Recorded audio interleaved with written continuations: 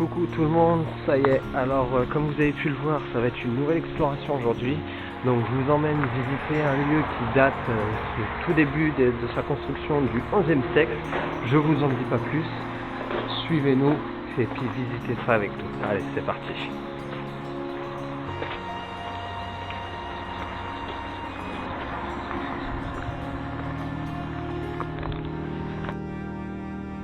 Bon alors je sais pas du tout ce que c'est les gens.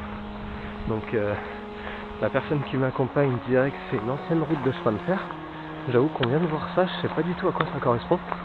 J'irais bien y faire un petit tour, voir ce que ça pourrait être. Donc attendez-moi 2 secondes, je récupère une lampe et on voit ça tout de suite. Ok, ça y est, me voilà. Donc la lumière n'est pas full, mais il y a peut-être moyen un peu plus loin d'aller voir quelque chose. Alors je sais pas du tout, je vous dis hein, donc je sais pas du tout ce que c'est, mais c'est vachement grand. Ah, on voit le bout là-bas. Ok. Je sais pas du tout ce que c'est. Ça a l'air d'être pas mal. Donc comme vous pouvez le constater, là-bas il y a une sortie. Ah ok.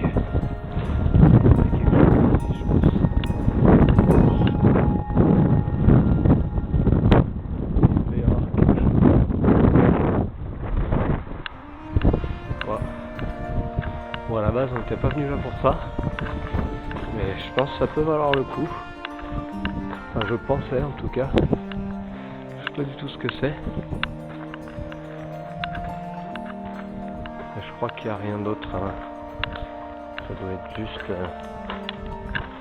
On va faire demi-tour je pense. Il ne doit pas y avoir grand chose. Bon, on aura essayé. Voilà.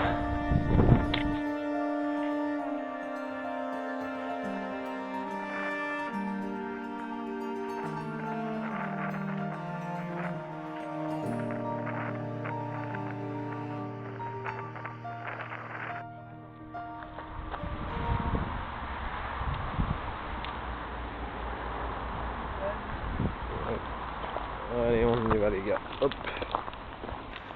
Donc, terrain un petit peu accidenté. Hop. On va faire attention. On ne peut pas se casser la tronche avant d'être arrivé. Ce serait quand même dommage. Hop. Hop. Voilà.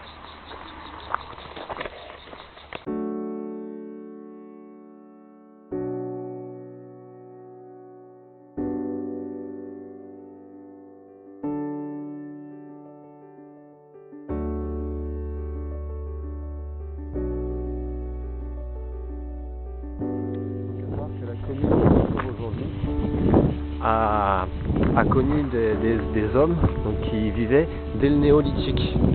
Donc pour vous dire, c'est quand même une ville qui historiquement parlant, enfin un village plutôt qu'une ville même, qui historiquement a une très très grande histoire. Donc je vous en dis pas plus pour l'instant. Je vous le dirai quand toutes les informations quand on sera sur le lieu. Mais voilà, sachez qu'il y a quand même un côté historique très intéressant.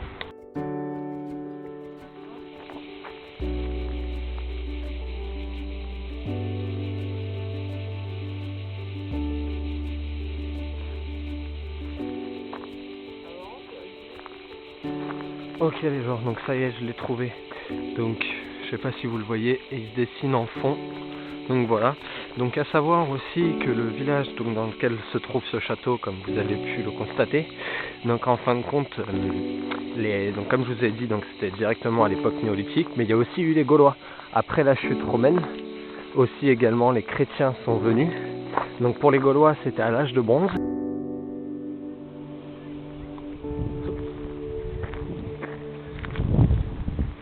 Donc à savoir qu'aussi, Charlemagne, en fin de compte, a donné sa protection à ce village, et notamment aux gens du château aussi, qui, bon, à la base étaient chrétiens, et qui, en fin de compte, donc, il leur a donné pas mal de pouvoir, s'ils avaient tout ce qui était politique, économie ou religieux.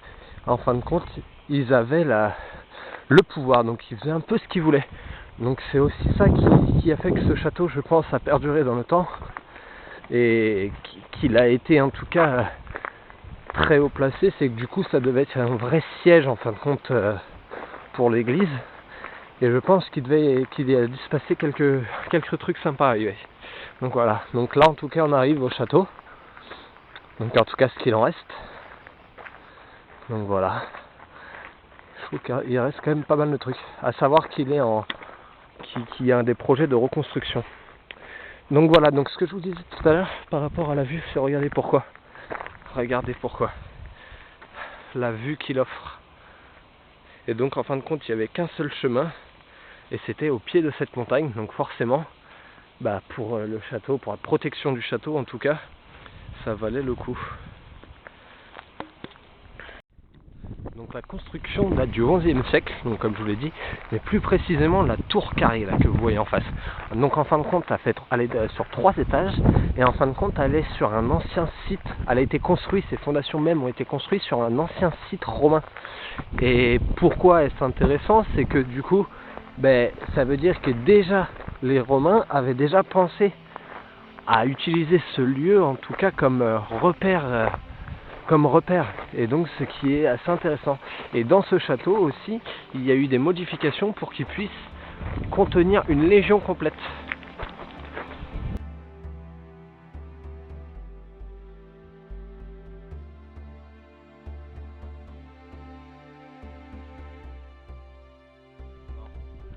Donc c'est entre 1549 et 1566 que du coup cette bâtisse deviendra réellement château fort, donc avec l'extension d'une aile du château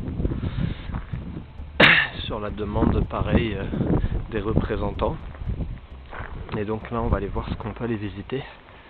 Hop, parce que depuis donc il est en reconstruction, enfin, en tout cas il est préservé, donc on va voir ce qu'on peut y trouver. Hop, normalement on peut accéder.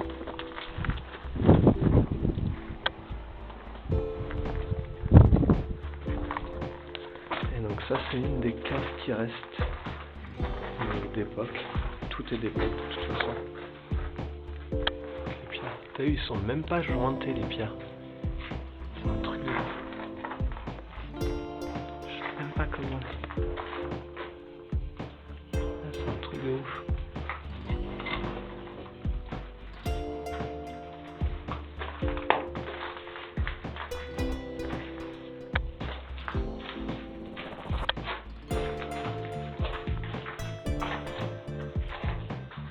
Des morceaux de pierre.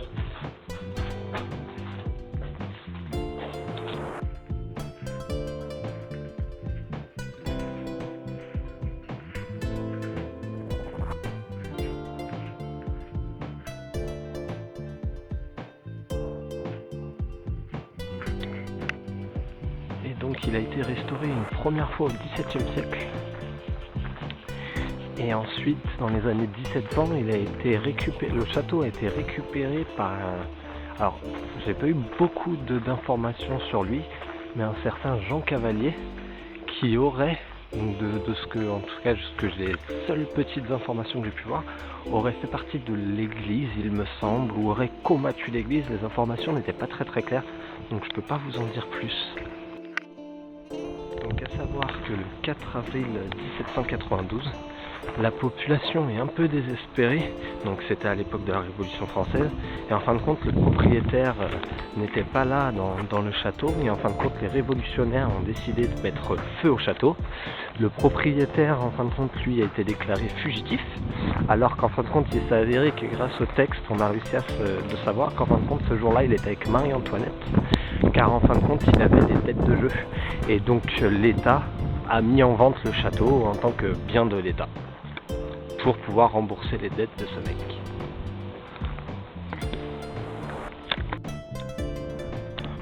Donc on va rentrer. Donc à savoir qu'il y a un petit fait intéressant sur ce château, c'est qu'apparemment il avait des jardins, et en fin de compte ces jardins étaient très réputés, car d'après l'inspecteur du roi Louis XIII ou Louis XV, je vous le confirmerai, en fin de compte ces châteaux étaient dignes de ces jardins, autant pour moi, étaient dignes de celui des Tuileries. Et ce qui est drôle dans cette histoire, c'est qu'on n'a aucun texte, aucune trace de ce qui est de l'existence en fin de compte de ces jardins, sauf en tout cas sur un texte, un seul et unique texte qui en parle.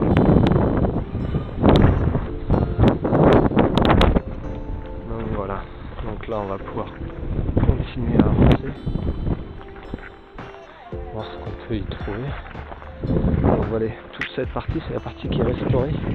Donc ça on n'y aura pas accès malheureusement. C'est la fameuse tour regardée. Mais voilà, qui fait préparer. Qui fait 3 étages. Donc voilà. On va y aller. Voilà. Et donc voilà. On arrive tout en haut. Et pour finir, donc la dernière histoire en date que j'ai, en fin de compte, c'est à la Seconde Guerre mondiale. Car en fin de compte, il y avait un groupe de résistants qui est venu se réfugier ici. Et ils ont construit en fin de compte une garnison nazie qu'ils ont réussi en plus de ça à vaincre. Et en fin de compte, du coup, c'est la dernière histoire historique qu'il y a en date ici. Et là, on se trouve, je vous l'ai pas dit, mais au manoir de la Chèvre. Enfin, au château de la Chèvre. Et pourquoi? Parce qu'il y a toujours une petite chèvre. Voilà pourquoi.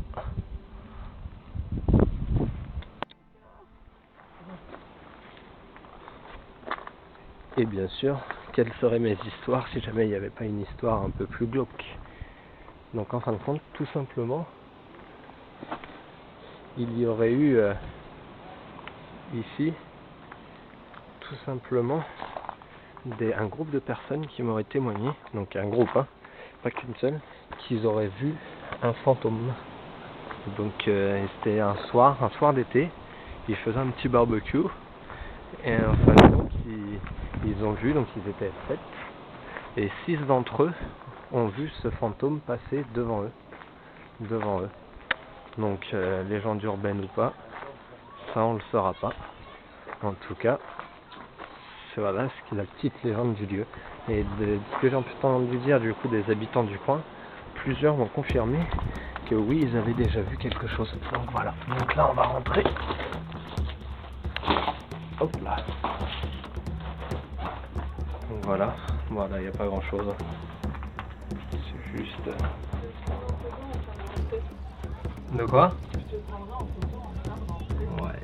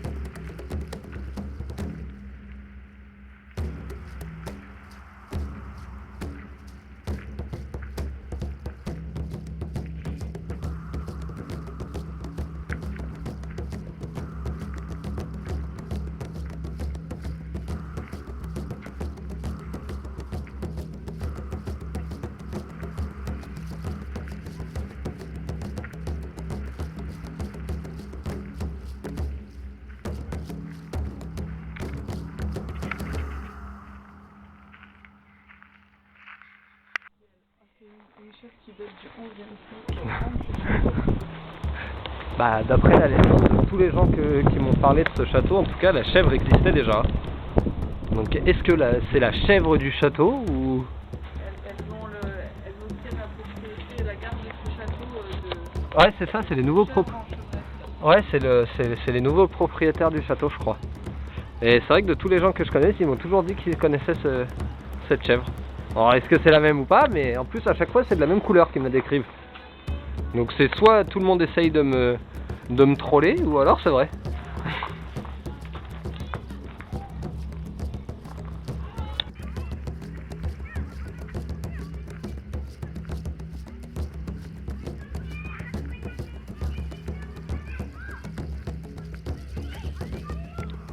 C'est donc sur ces quelques images qu'on se quitte.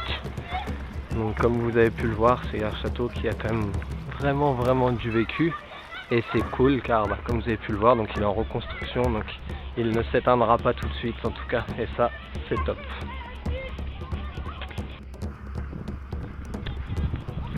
Et donc c'est la fin de la vidéo. Donc j'espère que cette vidéo vous aura plu. Si jamais c'est le cas, pensez à vous abonner, à mettre un tout petit pouce bleu. Suivez-moi sur les réseaux sociaux pour ne rien louper. Et je vous dis à la prochaine. Allez, ciao ciao.